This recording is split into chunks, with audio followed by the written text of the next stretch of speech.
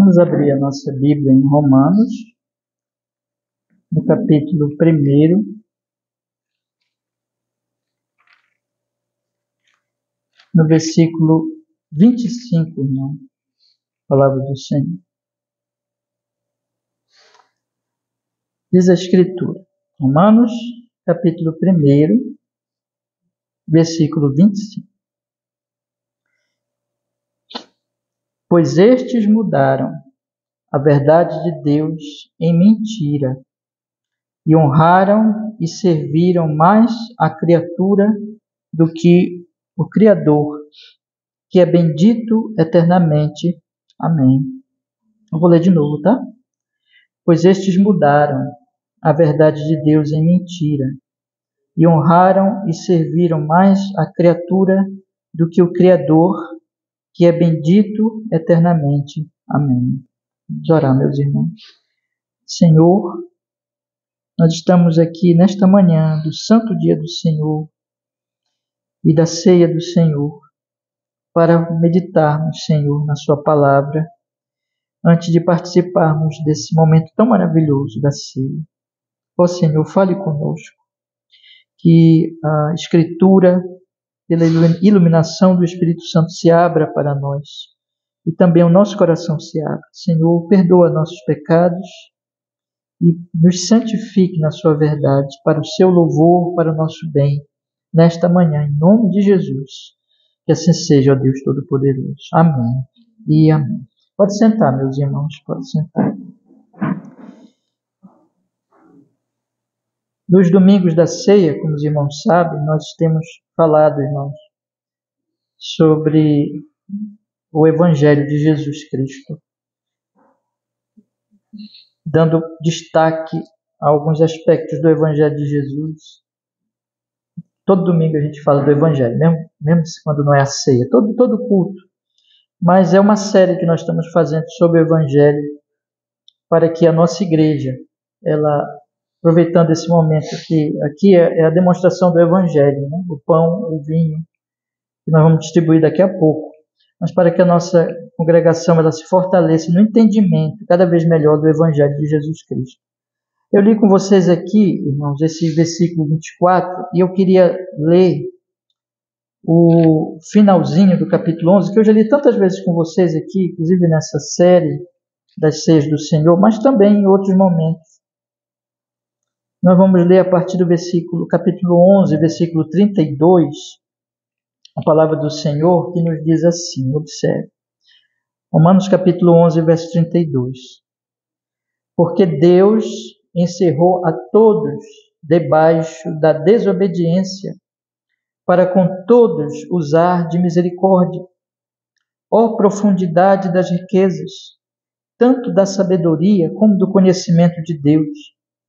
Quão insondáveis são os seus juízos, e quão inescrutáveis os seus caminhos! Porque quem compreendeu a mente do Senhor, ou quem foi o seu conselheiro, ou quem lhe deu primeiro a ele, para que lhe seja recompensado? Porque dele, e por ele, e para ele são todas as coisas. Glória, pois, a ele eternamente. Amém. O que o apóstolo Paulo está fazendo aqui é louvando ao Senhor por causa da sua misericórdia, irmãos, como nós lemos no versículo 31. Assim também estes agora foram desobedientes para também alcançarem misericórdia, pela misericórdia a vós demonstrada. Estes são judeus. Vós aqui se refere aos gentios, aos romanos. Porque Deus encerrou a todos, gentios e judeus, todas as pessoas, debaixo da desobediência. Todas as pessoas pecaram. Lembra lá do capítulo 3 que ele diz: todos pecaram e destituídos estão da glória de Deus, para com todos usar de misericórdia. Ou seja, quando ele salva uma pessoa, independente se ela é do povo judeu ou dos gentios, é misericórdia de Deus, é Deus vindo para salvá-la, porque todas estão debaixo da desobediência. Mas então Deus vem e salva na sua graça, na sua misericórdia. Quando o apóstolo Paulo pensa nisso, e aqui ele está encerrando, irmãos, a doutrina da carta, que vai até o capítulo 11, ele então louva a Deus, ele glorifica a sabedoria de Deus, ele glorifica este Deus que é insondável nos seus juízos, que nós nunca vamos poder compreendê-lo totalmente. Ele faz uma pergunta que o próprio Deus fez ali para Jó. Irmãos, eu não planejei isso, mas nós estamos fazendo a leitura sequencial das Escrituras do Antigo Testamento domingo de manhã. E eu queria que vocês, já que nós lemos, vamos aproveitar, retornando aqui o capítulo 41 de Jó. Abra, por favor, sua Bíblia. Não fecha Romanos. Eu quero que vocês comparem aqui o que a Escritura Sagrada diz. Olha, Jó, no capítulo 41. E Deus fala assim, Deus está falando do Leviatã, um grande animal, que ele está aqui falando e dizendo assim, vejam que animal que eu fiz, né? Capítulo 41 de Jó, 41, tá? E eu queria ler com vocês agora o versículo 10, quando ele diz assim, olha, ninguém há tão atrevido que a despertá-lo se atreva. Aí ele diz assim, Deus faz uma pergunta para Jó, né? E para todos nós. Quem, pois, é aquele que ousa erguer-se diante de mim? Né? Se tu não despertas nem o Leviatã, que é um animal poderosíssimo, quem é que se atreve a erguer-se diante de mim? Olha só, Deus está dizendo aqui, quem é o homem? Não é isso que o homem faz? O homem ousa desafiar Deus. E aí Deus diz assim no versículo 11, quem primeiro me deu para que eu haja de retribuir-lhe? Pois o que está debaixo de todos os céus é meu. Ele está falando aqui, eu quero que vocês pensem, vocês me deram alguma coisa para que eu tenha que retribuir para vocês, eu fiquei devendo alguma coisa para vocês, Deus está dizendo. Depois ele diz assim, pois o que está debaixo de todos os céus é meu. Isso aqui é uma pergunta que nós dizemos, né? Uma pergunta retórica, é uma pergunta que vem já a resposta com ela. Então quando você diz assim, quando Deus pergunta, quem primeiro me deu para que eu haja de retribuir-lhe? Aí imediatamente a resposta é, ninguém. Ninguém deu nada para Deus. Então, Deus não deve nada para ninguém. E aí ele mesmo responde com a afirmação, dizendo assim, tudo que está debaixo dos céus é meu, todas as coisas é dele, então ele não precisa que nós demos nada a ele. Deus está dizendo aqui, eu vou trazer para um animal que nós conhecemos mais, na verdade o Leviatã aqui, vamos esquecer um pouquinho o Leviatã, e vamos pensar agora no animal que nós conhecemos, vamos pensar no leão. Você entraria na jaula do leão, você brincaria com o leão, despertaria o leão que está dormindo. Então, por que o homem ousa erguer-se diante de Deus que criou o leão? O homem pode cobrar alguma coisa de Deus e dizer, Deus, eu não aceito o que tu estás fazendo comigo. É isso que ele está falando com Jó, né? O homem, ele pode cobrar alguma coisa de Deus, como se Deus ele devesse algo para o homem. Mas, irmãos, o que é isso? Isso aqui é atrevimento, orgulho humano. Quando o apóstolo Paulo, vamos agora olhar para Romanos, vocês percebem que ele usa a mesma expressão, quando ele fala aqui no versículo 34, ele diz assim, porque quem compreendeu a mente do Senhor, ou quem foi o seu conselheiro, ou quem lhe deu primeiro a ele para que lhe seja recompensado? Duas coisas o apóstolo Paulo coloca aqui, são também duas perguntas, são perguntas retóricas também, que rapidamente nós sabemos a resposta, né? Porque quem compreendeu a mente do Senhor, quem foi o seu conselheiro? Deus precisa ser ensinado, Deus precisa de alguma coisa nossa, Deus deve para nós sabedoria e dádivas, outras, de maneira que ele diga assim, olha, eu vou te devolver com gratidão a sabedoria que tu me deste, ou essas dádivas que tu me deste. Não, nós sabemos que não, nós sabemos que a sabedoria vem do Senhor, nós sabemos que todas as dádivas vêm do Senhor, todas as coisas vêm dele. Então, irmãos, o que o apóstolo Paulo está colocando aqui é o que Deus está colocando para Jó. Como eu disse, eu não planejei, né, essa leitura de hoje, mas está totalmente em harmonia com o que nós estamos falando aqui nesta manhã, de que, como Deus falou lá para Jó, nós precisamos nos humilhar diante de Deus, adorar a Ele, pelo simples fato de que Ele é Deus, verdadeiro, cheio de glória, infinito, totalmente, assim, vou colocar a palavra de Paulo aqui, vamos colocar a palavra de Paulo, totalmente insondável, inescrutável, que nós não podemos entender completamente esse Deus. Ele é tão glorioso, ele é tão acima de toda a criatura, ele é tão sábio, que nós nunca poderemos entendê-lo, dominar totalmente a mente de Deus, como Paulo diz, quem compreendeu a mente do Senhor? Então, quem somos nós para chegar diante desse Deus tão glorioso, o Deus que é criador de todas as coisas, o Deus que dá sabedoria e que dá todas as coisas que nós precisamos, o Deus que nós agora, irmãos, estamos respirando, estamos vivendo, estamos nos movendo por causa dele, por causa da sua força.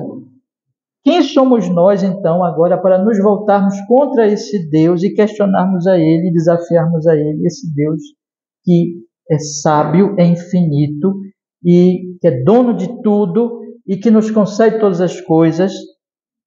Esse é o ponto que eu queria que vocês pensassem agora, tá? Porque o que o apóstolo Paulo vai nos mostrar em Romanos são duas coisas. Ele vai nos mostrar em Romanos que fora do Evangelho de Jesus Cristo, os homens estão vivendo exatamente assim. Como é que os homens estão vivendo, irmãos, fora do Evangelho de Jesus Cristo? Os homens estão vivendo questionando a Deus, desafiando a Deus e dizendo assim: eu não aceito Deus a ti, não te aceito. Eu não te aceito, eu não concordo contigo, eu não concordo que tu sejas Deus. Eu te desafio, Deus. Eu não concordo com a tua sabedoria. Deus, os homens estão dizendo assim, irmãos: Deus, eu sou mais sábio que tu. Eu tenho uma sabedoria maior que a tua. Eles estão dizendo assim: Deus, eu não preciso de ti. Eu não preciso de ti. Eu posso trabalhar, eu posso conseguir meu dinheiro, eu posso conseguir minhas coisas, eu posso conseguir fazer tantas e tantas coisas sem a tua ajuda, Deus. Eu não necessito me prostrar diante de ti, eu não necessito adorar a ti, eu não necessito de que o Senhor me guie, me oriente com a sua sabedoria, porque eu sou muito sábio, Deus, e eu posso conseguir todas as coisas. Irmãos, a Bíblia vai mostrar que essa é a situação de todos os homens e mulheres fora de Cristo Jesus, fora do Evangelho de Jesus Cristo. E quando o apóstolo Paulo ele diz aqui que Deus encerrou a todos debaixo da desobediência para usar com todos de misericórdia, e eu já acabei de explicar aqui, está falando dos judeus e gentios, então ele louva a Deus porque ele vê em todas as obras de Deus. Ele vê quando ele olha para a criação, quando ele olha para a providência, mas aqui, mais especialmente, quando ele olha para a salvação. Ele vê assim, como nós somos absolutamente dependentes desse Deus. Como nós necessitamos dele. Como nós precisamos da sua misericórdia, da sua graça. Então, quando Deus questiona Jó, lá no livro de Jó, no capítulo 41, que Jó passou muito tempo ali do livro questionando Deus. Por que eu estou sofrendo? Por que eu estou sofrendo?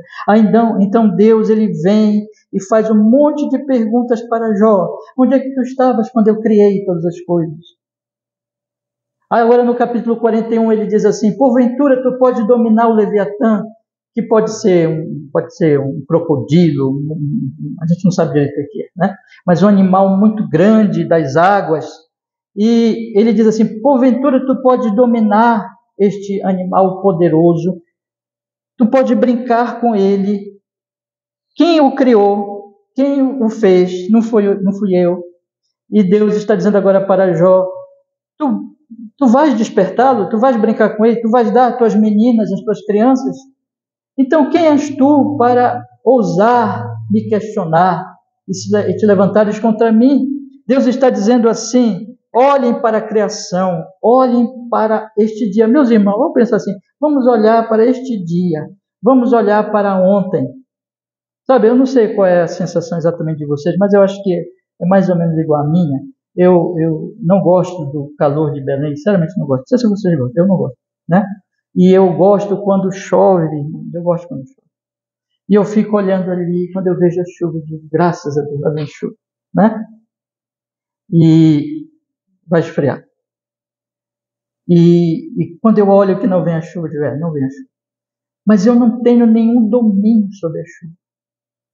Vocês também não. Nós não temos nenhum domínio sobre o que vai acontecer, sobre o tempo, se vai chover, se não vai chover.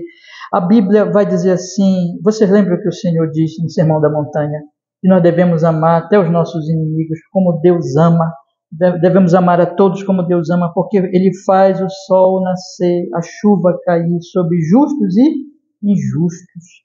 Ele é o Senhor absoluto da criação, Ele criou o Leviatã, Ele criou os animais, Ele criou todas as coisas. Ele é o Senhor absoluto da providência. O apóstolo Paulo vai dizer aos atenienses assim, você lembra lá em Atos dos Apóstolos que ele diz assim, nele nós existimos, nele nós nos movemos, eu não posso mexer aqui a minha mão, irmãos, é isso que Paulo está dizendo, eu não posso fazer isso aqui, olha, abrir a mão. Você já imaginou a quantidade de processos que acontecem para eu poder mexer a minha mão? A ligação com o cérebro, com os músculos, com os nervos, todas as coisas, né? A Bíblia diz, eu não posso mexer a minha mão sem Deus. Se Deus paralisar a minha mão, paralisou. Eu não posso respirar. Eu não posso viver. Aquele pão que você comeu hoje de manhã, não sei se vocês comeram pão, bolo, tapioca, o que for. Aquilo que você comeu lá de manhã, quem fez aquilo foi o Senhor. Ele deu a chuva, deu o sol, para que a semente brotasse, para que os animais comessem, engordassem, para que nós pudéssemos hoje, irmãos, ter o pão, o ovo, o queijo. Quem nos deu o nosso trabalho, quem nos deu os talentos para nós trabalharmos foi Ele.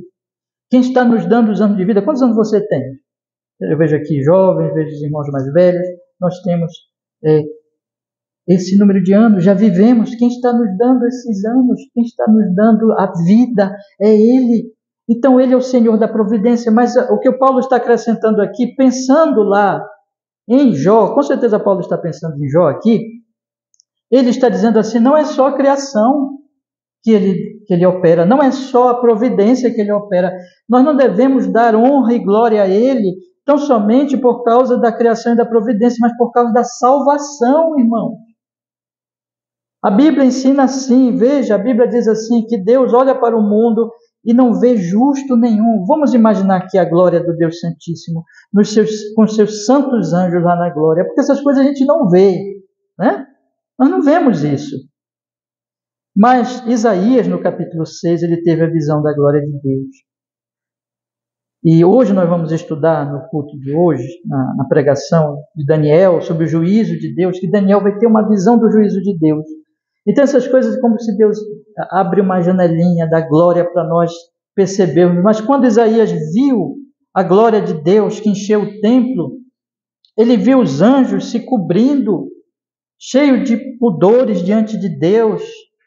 E eles, anjos que nunca pecaram, eles estão lá diante de Deus e dizendo assim, santo, santo, santo é o Senhor dos exércitos. A terra está cheia da sua glória. Os anjos, santos anjos, perfeitos, que nunca pecaram, eles estão louvando a Deus com toda a reverência, com toda a adoração, porque eles sabem quem Deus é. E eles, ainda que sejam perfeitos, eles sabem que eles não são nada diante desse Deus.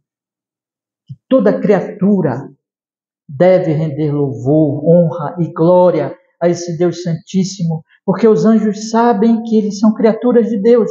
Os anjos sabem que eles existem e continuam existindo por causa de Deus. Então, quando nós, pecadores que somos, e esse Deus Santíssimo, diz a Bíblia em algumas partes, aquilo que Paulo constata no capítulo 3, quando ele diz assim: não há um justo sequer. Então, quando Deus olha para o planeta Terra, Deus olha aqui para esta humanidade, para esses bilhões de pessoas que vivem atualmente no mundo, Deus não vê justiça natural. Deus não consegue, não acha em nenhum homem justiça, piedade, adoração, amor. Veja, essas coisas que estão lá na glória, essas coisas que estão no céu, os anjos, santos anjos adorando a Deus, e conforme nós vamos ver hoje, as miríades de seres celestiais que estão ali, como Daniel fala no capítulo 7, ali servindo ao Senhor e prontas a obedecê-lo na primeira ordem que ele dá. Mas quando Deus olha para este mundo, Deus vê, Deus observa que cada animalzinho, cada passarinho, o leviatã, os grandes animais, cada plantinha, cada flor, e o mar no seu poder, e o vento e a chuva, todas as coisas lhe obedecem. Todas as coisas, todas as criaturas lhe obedecem. Mas quando ele olha para o homem diz: não há Deus. Não aceitamos que tu és Deus. Aquele que ele colocou a sua imagem, a sua semelhança, Gênesis capítulo 2, esse homem diz: não há Deus, nós não aceitamos Deus. Deus olha para a humanidade e Deus vê essa massa humana rebelada, pecando todos os dias, desafiando a ele todos os dias. Então, o que ele faz? Ele é tão bom, tão misericordioso, tão gracioso, que ele retarda a sua ira e que ele faz o sol nascer sobre os injustos. Ele faz essa chuva cair sobre pessoas que não pensaram em nenhum momento em ir a uma igreja nesse domingo, mas a chuva está caindo sobre elas e vai cair, se cair hoje.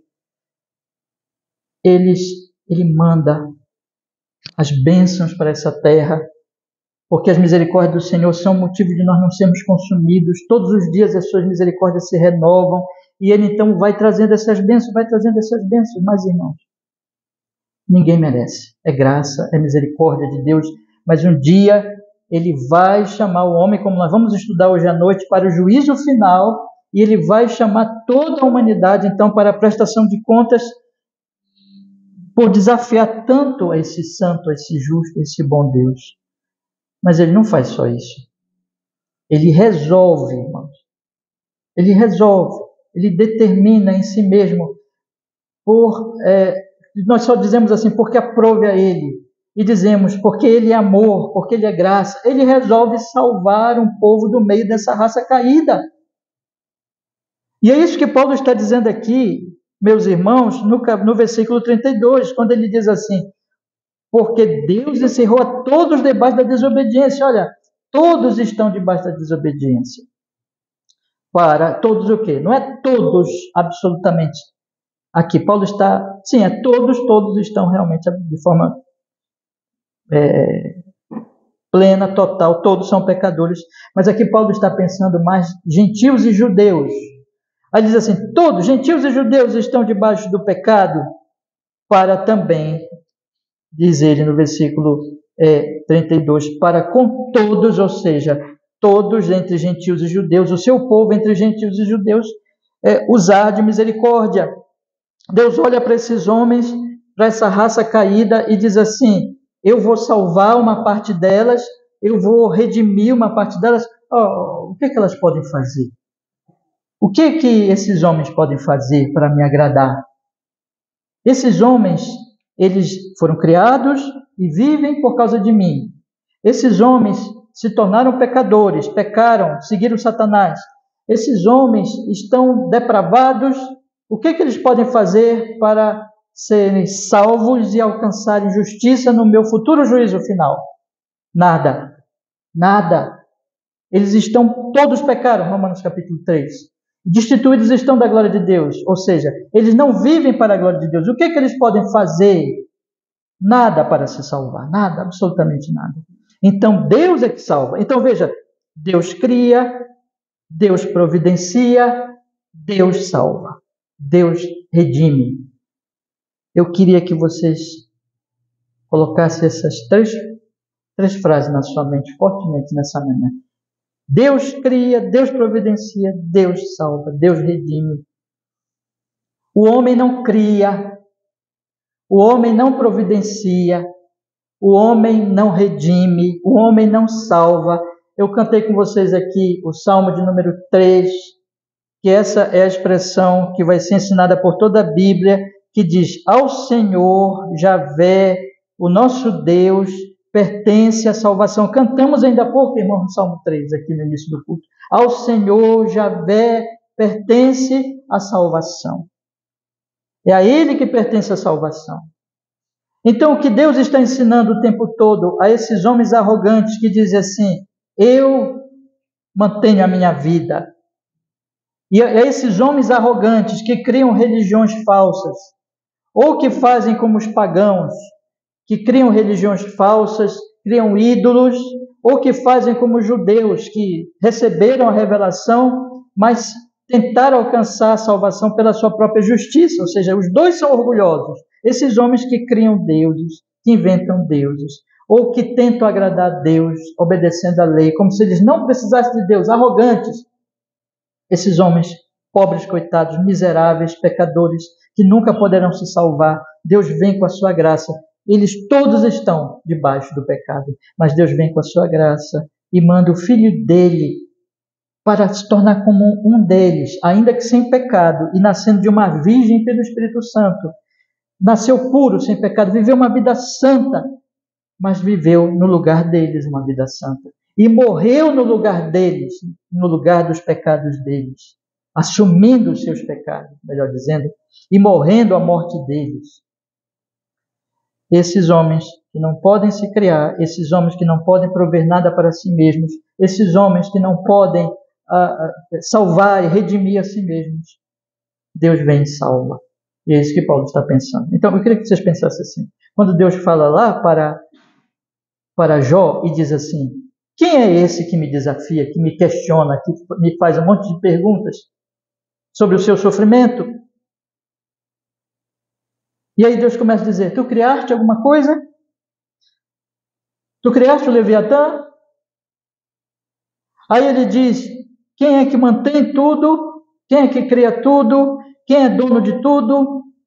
E aqui o apóstolo Paulo: tu podes te salvar?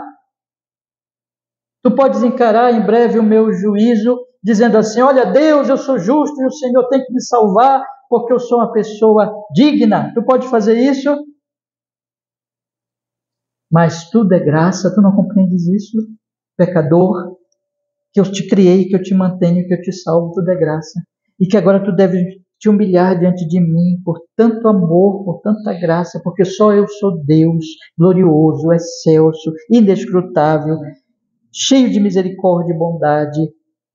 E agora tu deves dizer, junto com o apóstolo Paulo, o que ele diz aqui no versículo 36, porque dele e por ele e para ele são todas as coisas, glória, pois, a ele eternamente. Amém. Tu deves glorificar o meu nome, exaltar o meu nome, bendizer o meu nome, glorificar o meu nome por tanta graça e misericórdia que eu tenho te dado.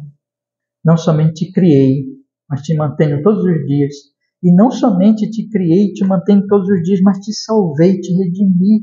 Irmãos, o que eu estou querendo dizer para vocês é o seguinte: o Evangelho de Jesus Cristo, quando nós entendemos a graça de Deus no Evangelho, na cruz de Cristo, nós entendemos Deus como Criador, como Provedor e como Redentor, Salvador. E isso muda toda a nossa atitude diante de Deus, de arrogância para humildade. Eu vou repetir isso aqui também é muito importante. Estou repetindo alguns pontos importantes, chaves da mensagem desta manhã. Quando nós entendemos o Evangelho, nós entendemos a graça de Deus em Cristo Jesus, nós imediatamente somos levados a compreender que Deus é o nosso Criador, que Deus é o nosso dono, que Deus é o nosso provedor, que nós vivemos todos os dias por Ele, que Ele é o nosso Redentor, que Ele nos salvou no Seu Filho Jesus Cristo. Então nós nos tornamos pessoas humildes, a arrogância quebrada. E quanto mais nós meditamos nisso, mais humildes nós vamos ficando. Mas fora de Jesus, fora do Evangelho, fora dessa graça e dessa humildade consequente, o que é que nós temos, irmãos? É por isso que eu comecei com o capítulo 1, versículo 25. Bora voltar para lá? É isso aqui que nós temos, olha. Capítulo 1, versículo 25.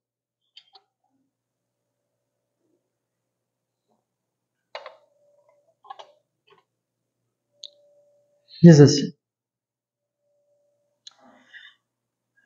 pois estes mudaram a verdade de Deus em mentira e honraram e serviram mais a criatura do que o Criador, que é bendito eternamente. Amém.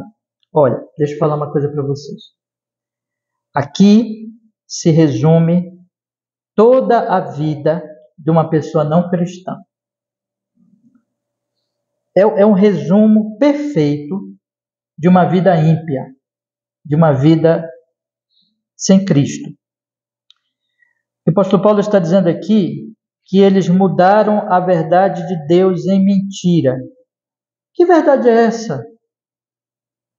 A verdade que ele fala no versículo 18. Vamos olhar ali o versículo 18? Ele diz assim: do céu se manifesta a ira de Deus sobre toda a impiedade e injustiça dos homens que detêm a verdade em justiça. E aí ele explica. Ele está dizendo assim, antes de eu continuar, que eles detêm a verdade, que eles desprezam a verdade, que eles não querem, no final das contas é isso que se quer dizer, que eles não dão atenção à verdade, que eles amarram e prendem e desprezam e detêm a verdade em sua injustiça. Aí ele diz assim, ele explica melhor no versículo 19, porquanto o que de Deus se pode conhecer, nele se manifesta, porque Deus lhe manifestou. Porque as suas coisas invisíveis, desde a criação do mundo, tanto o seu eterno poder como a sua divindade, se entendem e claramente se veem pelas coisas que estão criadas para que eles fiquem inexcusáveis. Veja o que Paulo está dizendo aqui, aquilo que eu estou falando desde o início da nossa mensagem, que Deus é o Criador. E ele está dizendo assim, olha, o Criador se revela na criação. O Criador mostra a sua divindade, a sua deidade e o seu poder na criação. Vocês percebem isso? As suas coisas invisíveis, desde a criação do mundo, tanto o seu eterno poder como a sua divindade se entendem e claramente se veem pelas coisas que estão criadas. Ou seja, irmãos, o que Paulo está dizendo é que Deus não deixa ninguém sem testemunho dele mesmo. E diz assim, não existe nenhum homem na face da terra, nenhum homem com a sua mente normal, que possa olhar para este mundo glorioso, para a criação, e dizer assim, não há Deus de forma assim, realista, consciente, como que olhando e observando e dizendo assim, olha, eu percebo que não há Deus. Porque eu olho para tudo e olha, eu posso dizer assim para vocês, conversar com os amigos e dizer assim, olha, quando eu olho para o sol, quando eu olho para a lua, para as estrelas, quando eu olho para mim mesmo, quando eu olho para o meu bebezinho lá em casa, quando eu olho para minha esposa, para o meu esposo, para o meu pai, para a minha mãe, quando eu olho para a natureza em geral, eu chego a uma conclusão. Não existe Deus. Paulo diz, não é assim que acontece. Paulo diz que quando os homens olham para a criação, eles dizem a Deus. Eles percebem na criação a divindade, que há um Criador, e eles percebem o poder dele.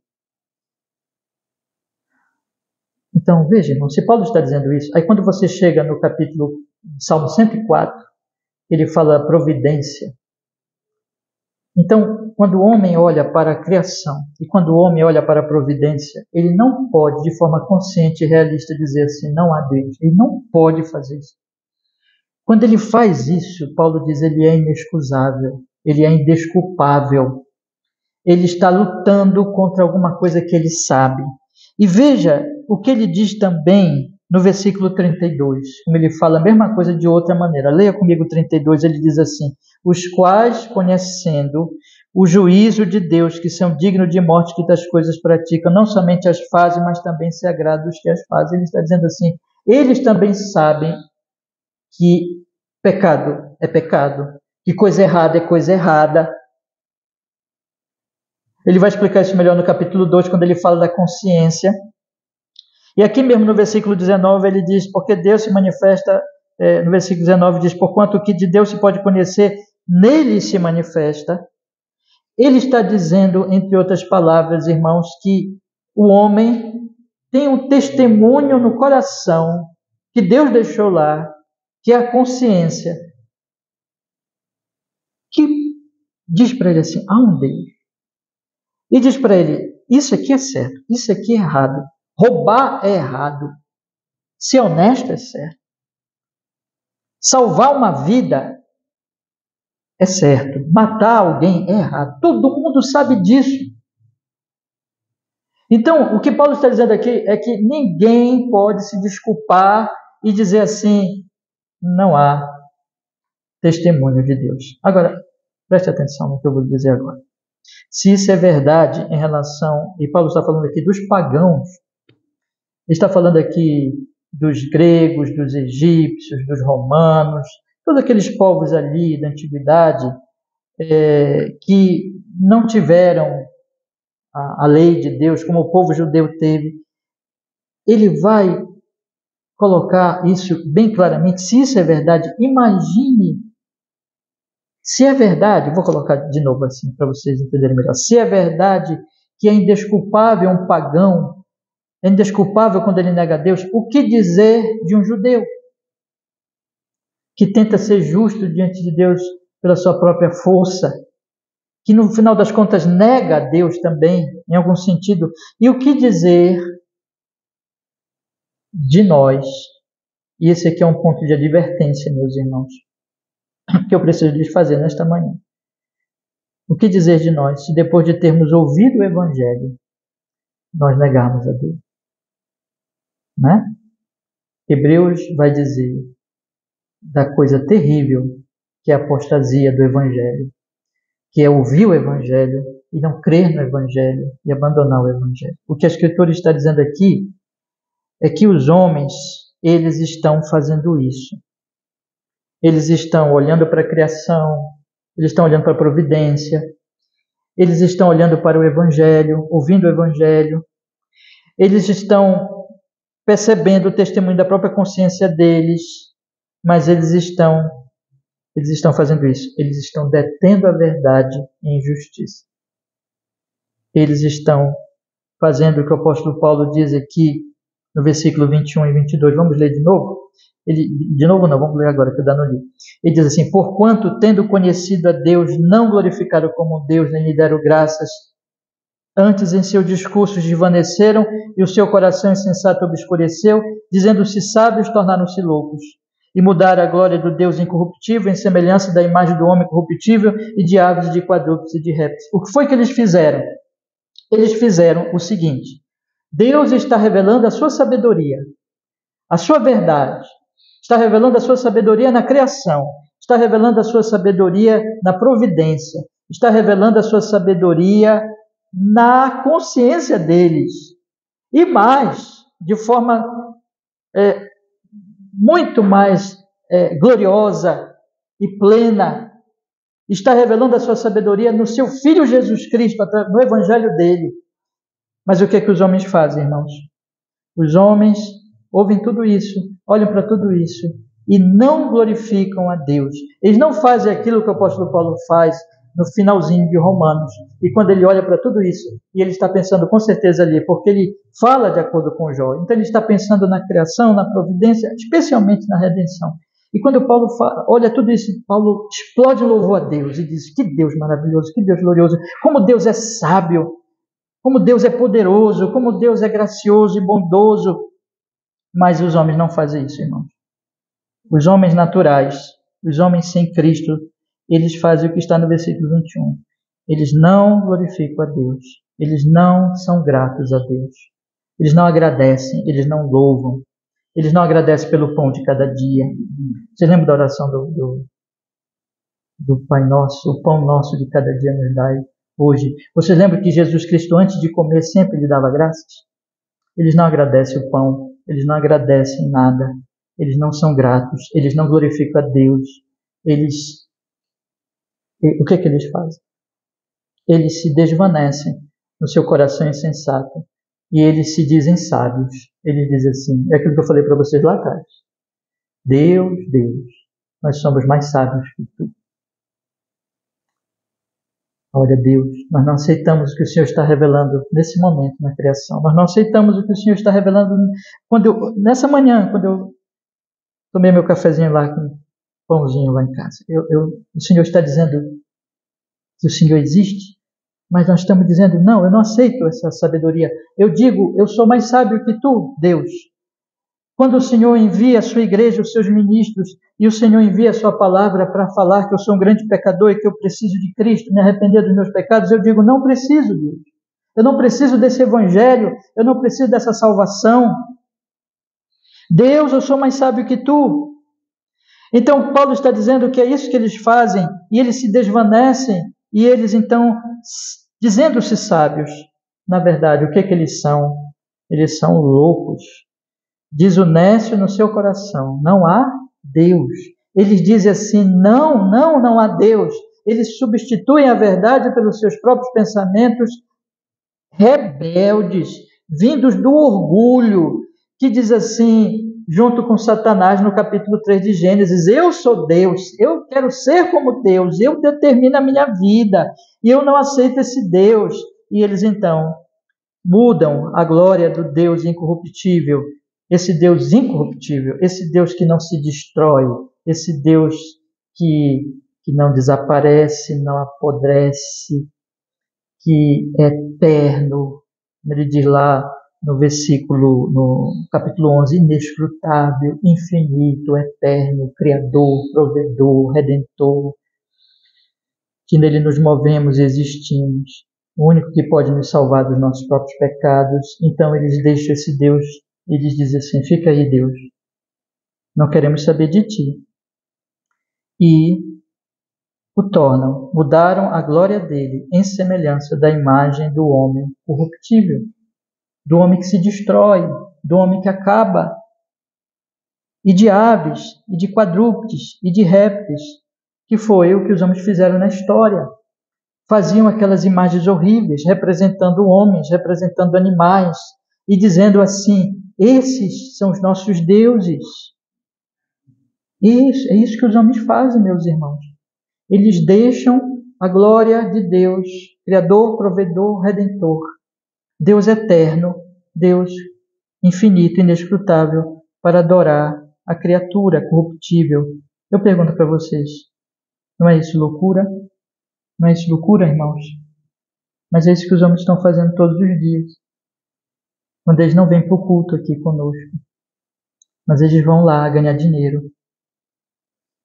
Eles pensam no dinheiro. É quando eles não vêm adorar junto com a igreja de Cristo, mas eles vão servir os seus deuses. O dia do Senhor é uma manifestação disso. Porque o dia do Senhor é o dia de culto, de adoração. E o homem ímpio não gosta do dia do Senhor. Ele não se importa, ele não se interessa com isso. Ele não quer saber disso. Mas é só uma expressão da vida de segunda a sexta-feira.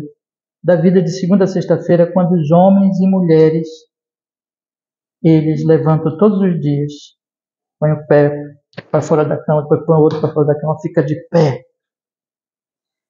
respira, e diz assim, hoje está chovendo. Eu lembro que eu tenho que comprar pão. Eu vou lá na padaria comprar o pão. E ele chega na casa dele.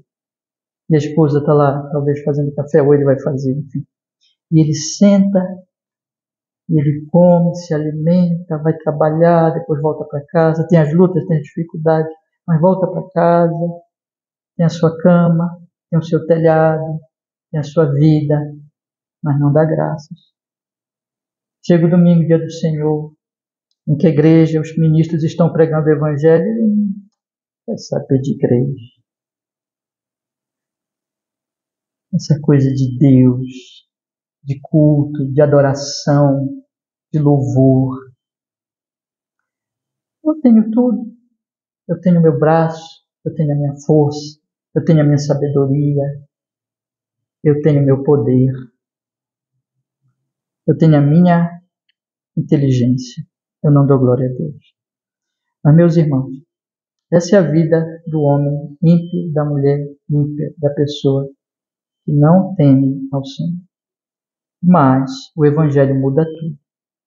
O que eu queria, eu já estou indo agora para o final da nossa mensagem nesta manhã, o que eu queria que vocês pensassem é o seguinte: existe uma loucura espiritual. Hoje em dia se fala muito da questão dos problemas mentais, das doenças mentais, psicológicas e assim por diante. Mas fora do que, além do que a ciência pode descobrir e tratar, existe uma loucura pior que todas essas, irmãos. É a loucura espiritual, que também é mental. Envolve todo o ser. Ela é uma loucura que diz assim: Deus não é Deus. Mas no Evangelho de Jesus Cristo, nós percebemos o Criador, o Provedor e o Redentor. E com Paulo nós vamos louvar. Eu queria finalizar dando para você um conselho nesta manhã. Olha, meus irmãos, nós que somos crentes em Cristo Jesus, nós que já o conhecemos, que já o amamos, nós já fomos curados disso. Nós já entendemos quem Ele é. Mas nós precisamos crescer nisso. Nós precisamos crescer e nós precisamos lutar por, eu vou dizer assim para vocês, por 3 forças poderosas que querem como que afogar isso, essa glória no nosso coração e na nossa mente. Quais são essas 3 forças? A nossa própria natureza, que ainda está em nós já temos uma natureza pecaminosa, que nós carregamos até o fim de nossas vidas, e essa natureza, ela é a natureza do pecado, é a natureza da rebeldia. Nós temos também, meus irmãos, o mundo, e por todo lugar que nós olhamos, o mundo está assim, brilhando para nós, os seus ídolos mudos, e dizendo assim: venham e adorem. Ele está dizendo para nós: adorem o dinheiro, adorem o prazer, adorem o entretenimento, adorem a fama, adorem as coisas daqui, vejam como tudo é bom. Nós temos isso também. E a semana inteira vocês são bombardeados com essas coisas no trabalho, na internet, nas séries que vocês assistem, filmes, nas conversas com as pessoas. Vocês são bombardeados a semana inteira por esses ídolos. E vocês também têm um outro inimigo, que é muito poderoso e astuto, chamado Satanás, o diabo. Que ele é tão astuto, tão enganoso, que ele conseguiu fazer Eva trair Deus no jardim de delícias. Ele contou uma mentira tão bem contada que Eva acreditou nele. Então, o diabo, ele não é para ser visto como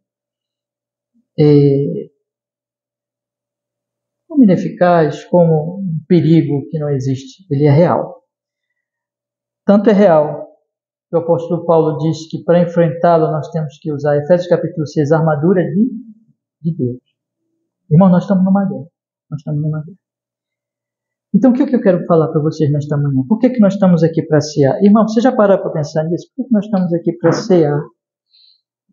Domingo. mensalmente. Por que Ele deixou para nós? Vocês lembram como é que chama a ceia? Memorial. É o memorial da cruz.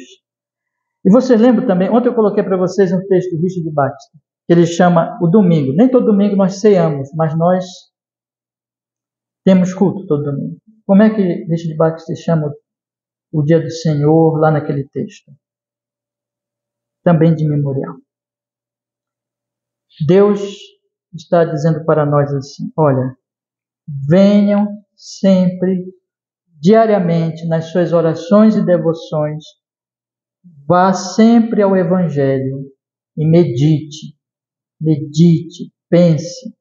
Não passe um dia sendo bombardeado pelo mundo, sendo bombardeado por Satanás e sendo bombardeado pela sua própria natureza, que gosta do que Satanás fala e gosta do que o mundo apresenta.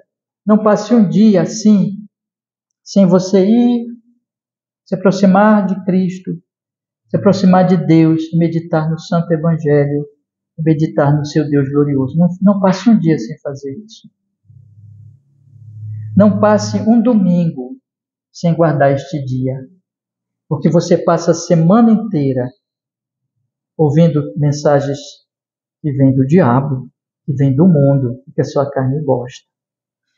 Mas aqui nós estamos falando do Evangelho.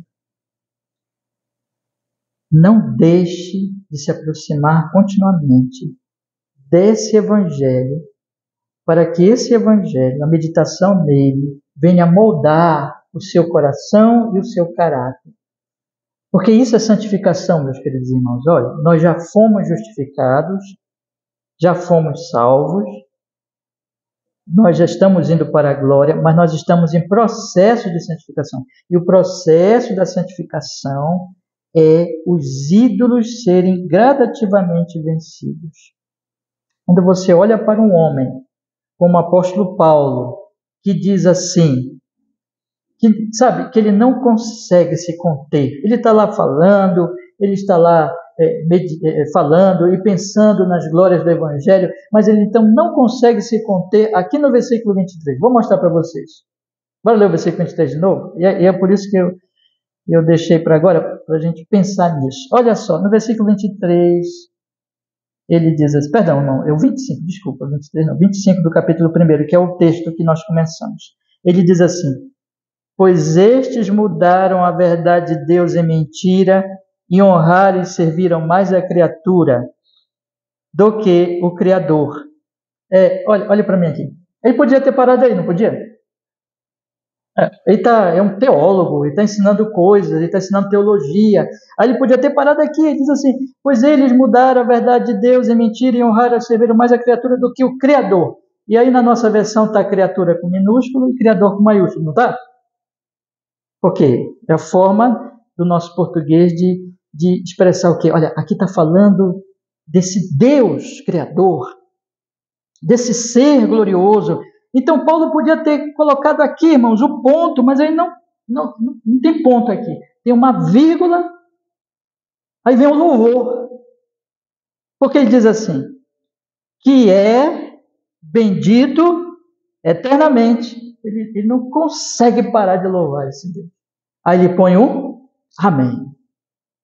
Então ele está pensando aqui no pagão, ele está pensando no absurdo da loucura pagã, dizendo assim, olha os pobres pagãos, arrogantes, olha como eles estão enlouquecidos, olha como eles trocaram a glória de Deus na incorruptível e glorificam o homem corruptível.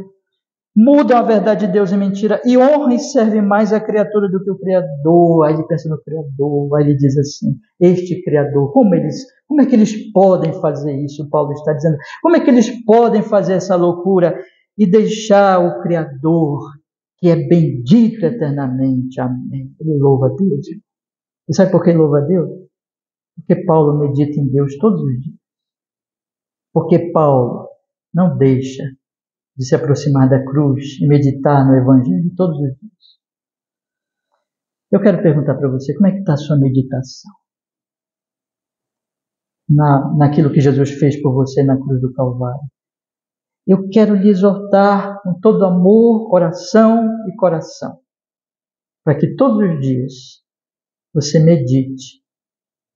De manhãzinha, antes de você colocar o primeiro pé da cama, fora da cama, você pensa assim: eu abri os meus olhos, porque Ele me deu vida. E pense nele como Criador e Provedor. Logo ali, no primeiro momento. E pense nele como aquele que foi até a cruz para que você seja dele eternamente. E que você foi salvo, você vive pela graça, você come pela graça, e você vai para o céu por causa da graça. E saia daquela cama e diga assim: eu vou viver do Criador, eu vou dedicar, eu vou trabalhar, eu vou ganhar o meu dinheiro, eu vou cuidar da minha família, mas para Ele, para a glória do seu nome. E depois tire um tempo, vá até as Escrituras e tire, não deixe, não fique um dia sem esse livro e diga: ó Senhor, mostra-me a Ti mesmo como Criador, Provedor, Redentor, e leia a Bíblia, vá lendo de Gênesis a Apocalipse, leia, medite. Já na segunda-feira já pensa assim: domingo, tem domingo. Domingo é o dia do quê? É o dia do Criador. É o dia do Provedor, é o dia do Redentor. E organize a sua semana para que nesse dia você esteja aqui conosco. Olha, quem somos nós, irmãos? Nós somos como você. Nós somos crentes. Nós amamos o mesmo Deus. Esse é o dia para nós estarmos aqui adorando, conversando, meditando, pensando nele. E quanto mais nós fizermos isso, mais nós vamos, quando nós lembrarmos dele, nós vamos ficar emocionados, contagiados, empolgados mesmo. Mais do que quando ganhamos qualquer coisa nessa vida. Porque nós lembramos: Criador que é bendito eternamente. Amém. Vamos orar? Vamos pedir que Ele nos ajude a nós termos cada vez mais essa alegria e esse louvor na Sua presença. Vamos orar. Ó Senhor, obrigado porque nós podemos, nesta manhã, pela Sua misericórdia, meditar, Senhor, no Evangelho. Meditar também na loucura que é este mundo, que éramos nós antes de Te conhecer, Senhor. Ó Senhor, nos ajude. Senhor, nós somos tentados pelos ídolos deste mundo, tentados por Satanás, tentados pela nossa própria carne, mas, Senhor, opera no coração de cada querido irmão e irmã nesta manhã, de pessoas que vão ouvir depois dessa mensagem, para que nós não nos deixemos levar por esses ídolos mudos, mas todos os dias estejamos indo a Jesus, meditando na criação, meditando na providência, meditando na redenção.